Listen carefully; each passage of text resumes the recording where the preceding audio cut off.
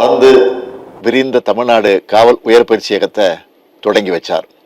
இங்க பல வகை சட்டப்பயிற்சி, புலனாய்வு நுணுக்கம், கணினிசார் குற்றங்களை தடுக்கிற சிறப்பு பயிற்சி, உளவியல் பயிற்சி, குற்றங்கள், பெண்கள் மற்றும் குழந்தைகளுக்கு எதிரான குற்றங்களை சிறப்பாக புலனாய்வு செய்கிற திறன், ஆயுத பயிற்சி போன்ற எல்லா வகையான பயிற்சிகளையும் பெற்று எந்த சவால்களையும் எதிர்கொள்கிற திறனோடு நீங்கள் களத்துக்கு போவது பெருமைமிக்க தருணம். இந்த காவல் உயர் பயிற்சியகத்தில் இதுவரை 5055 நேரடி உதவி ஆய்வாளர்களுக்கும் 297 காவல்துறை கண்காணிப்பாளர்களுக்கும் அடிப்படையான பயிற்சிகள் அளிக்கப்பட்டிருக்கு.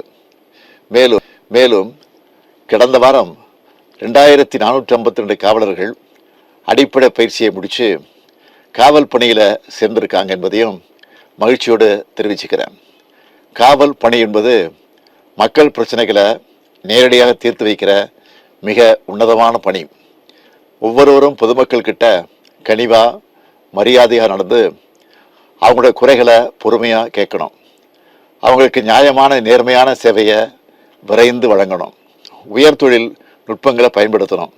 அதில் நீங்கள் எல்லாம் அப்டேட் ஆக்கிக்கொள்ள வேண்டும்.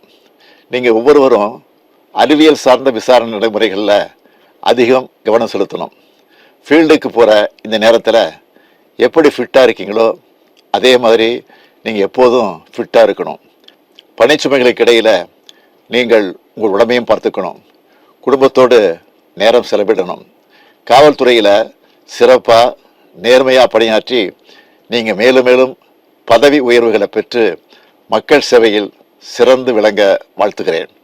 நான் மீண்டும் உங்களை சந்திக்கும் போது, ஃபீல்டுக்கு போகும்போது நீங்கள் கொடுத்த ஆலோசனைகளின் பேரில் சிறப்பாக மக்கள் பணி ஆற்றுகிறோம் என்று நீங்கள் ஒவ்வொருவரும் சொன்னால் அதுவே எனக்கு மிக பெரும் மகிழ்ச்சி.